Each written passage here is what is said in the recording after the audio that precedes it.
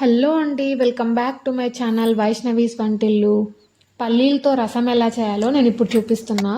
ముందుగా పిడికెడు పల్లీలు, కాస్త ఎండు కొబ్బరి వేసి ఫుల్గా గ్రైండ్ చేసి పెట్టుకోండి.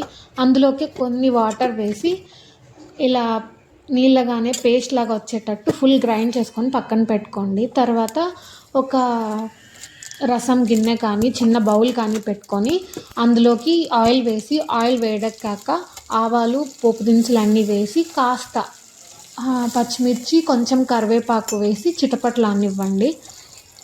పచ్చిమిర్చి వేగిపోయిన తర్వాత అందులోకి సన్నగా కట్ చేసి పెట్టుకున్న ఒక ఆనియన్ వేయండి. వేసి ఇలా బాగా మగ్గనివ్వండి. ఆనియన్ మగ్గిన తర్వాత మనం ఆల్రెడీ గ్రైండ్ చేసి పెట్టుకున్నాం కదా పల్లీల పేస్ట్, ఆ పేస్ట్ ఇందులో వేసేసేయండి. వేసేసి బాగా కలియబెట్టండి. ఇలా చిక్కగా ఉన్నప్పుడు మనం ఆల్రెడీ సోక్ చేసి పెట్టుకున్న చింతపండు రసాన్ని ఇలా మిక్సర్ జార్లోకి వేసుకొని దానిలో ఉన్న పేస్ట్ కూడా వచ్చేలా వేసేసుకోండి. వేసేసి ఇలా బాగా కలియబెట్టండి. సో రసం కాబట్టి ఒక 2 గ్లాసెస్ ఆఫ్ వాటర్ వేసుకోండి. రసం కన్సిస్టెన్సీ వచ్చేలాగా ఇలా నీళ్ళగా ఉండేటట్టు వాటర్ వేసుకోండి, మరీ ఎక్కువ వేసుకోకండి. అందులోకి ఒక చెంచా పసుపు వేసుకోండి. పసుపు వేసి బాగా మరగనివ్వండి.